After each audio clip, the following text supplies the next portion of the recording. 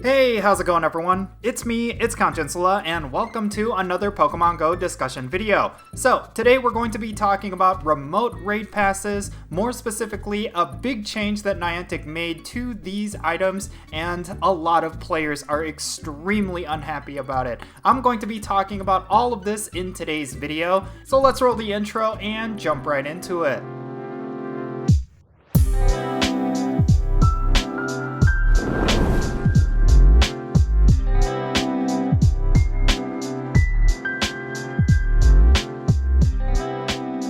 Okay, so remote raid passes. This has been a core feature of Pokemon GO for the last couple of years. A lot of players have been utilizing this item in order to defeat raid bosses, and it opened up a lot of doors for a lot of players. Of course, Niantic always intended this to be something that was not necessarily going to be core gameplay. They still wanted to bring the game back to a point where in-person raiding will be the main form of raid content, but unfortunately, because of just how convenient remote raid passes make raiding, and with all of the help that it gives to rural players and disabled players, yeah, it's always become a staple within the Pokemon GO community. And for some reason, Niantic has pushed against that instead of just rolling with it. I really do believe that this has been a terrible philosophy for Niantic, that they've been always trying to go back to the past rather than just moving forward with what they implemented, and this is another case of that. So, what exactly am I talking about here? Well, when it comes to the remote raid pass bundle that players have been enjoying for the last couple of years, Niantic decided to increase the price of them. Originally, remote raid pass bundles costed 250 Pokecoins for 3 of them, and now they are going to cost 300 Pokecoins. This is a really big deal because remote raiding has been a core part of Pokemon GO for the last couple of years, and essentially Niantic is trying to kill it. I can totally understand that Niantic is trying to push the game back to a more community-based game, and they want to get players to go out and explore, and if players are interested in raiding, they are going to be required to do that. I think there was a little bit of a give and take beforehand, like they were introducing additional perks for doing raids in person that you wouldn't get if you were to do it remotely, and I really felt like that was a much better direction for what they were trying to achieve. Like, I really wish they leaned heavily into that. Rather than taking away some of the bonuses that players have been enjoying for the longest time, they should have instead encouraged players to play the game the way they wanted to by increasing the rewards. And yes, even though they are actually doing that by adding Rare Candy XL to in-person raid battle rewards, I still think they should have left remote raiding untouched and left it as an option for players who want to do it remotely. But now it seems like if you want to raid efficiently and get the most value out of your Pokecoins, you will be almost required to do in-person raiding as opposed to remote raiding. And it doesn't even end there. They also announced that they are going to be removing the one remote raid pass that you would typically see from the weekly 1 Pokecoin bundle, and that is another huge big nerf. At this point, I really cannot comprehend why Niantic is going the direction that they are going. Not only is this a very bad business decision, considering the amount of revenue that remote raid passes have brought to Niantic, but this could be very hurtful for a lot of communities that have relied on remote raiding. And on top of that, this is also very unfair for players who are disabled or they are not able to leave their home. Remote raid passes opened up raiding for a lot of these players, and the fact that there was a bundle that gave you 3 remote raid passes for 250 Pokecoins,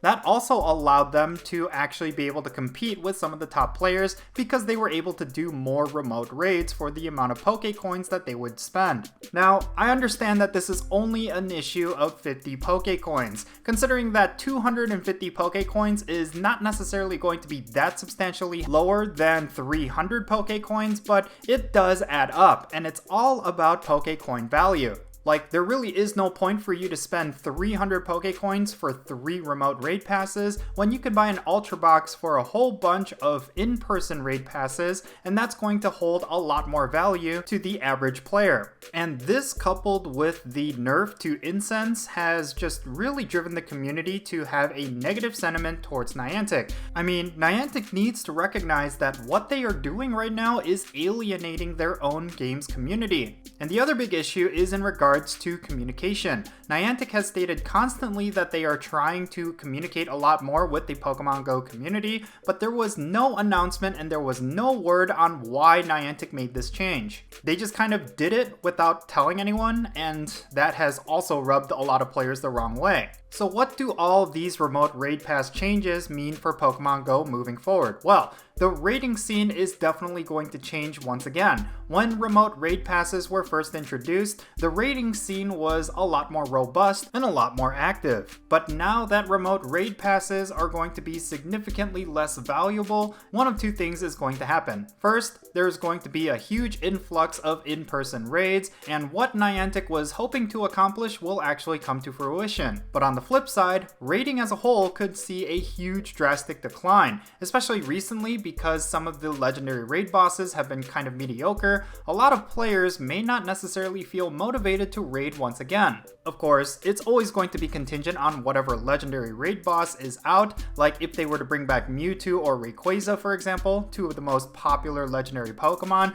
I'm pretty sure that regardless if it's in-person raids or remote raids, players will go out and actually raid. But when it comes to some of these filler non-meta Pokemon, like the Island Guardian legendaries that we recently got, you'd be hard-pressed to find anyone that is going to raid really hard because of the lack of value from remote raid passes. Like, it's extremely tedious to chain raid in-person raids. Even though this goes against Niantic's game philosophy of being fully about exploration, I really do think that having some elements of at-home play was really healthy for the game overall. But since Niantic is putting a lot more of their chips into the outdoor play aspect, I really do think this is going to alienate a lot of players, and it's going to cause a lot of people to not want to play the game as much as they did before. And especially when it comes to raiding, I predict that it's going to see a steep decline. I think a lot of players actively relied on remote raiding in order to do any raid battle. So for Niantic to nerf this down, it's going to demotivate a lot of players.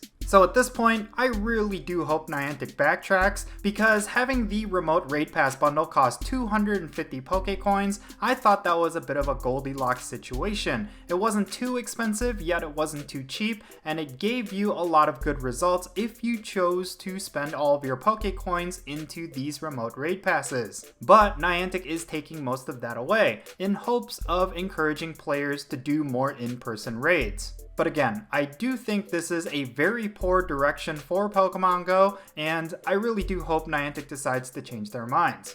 But yeah, that's pretty much going to be it for this discussion, but I would love to know your thoughts regarding this remote raid pass nerf down below. Are you unhappy about these changes? Are you someone who just simply doesn't care? Definitely share why down below, and let's have a great discussion. And if you ended up enjoying this video, make sure you hit that like button and subscribe if it's your first time here, and don't forget to hit that little bell so you stay up to date on whenever I upload videos. And I want to give a quick shout out to my patrons on Patreon. You make this channel content possible. If you want to support my channel in any way, then do consider checking out the links in the description below. But yeah, that's going to be it. I'm Jinsula.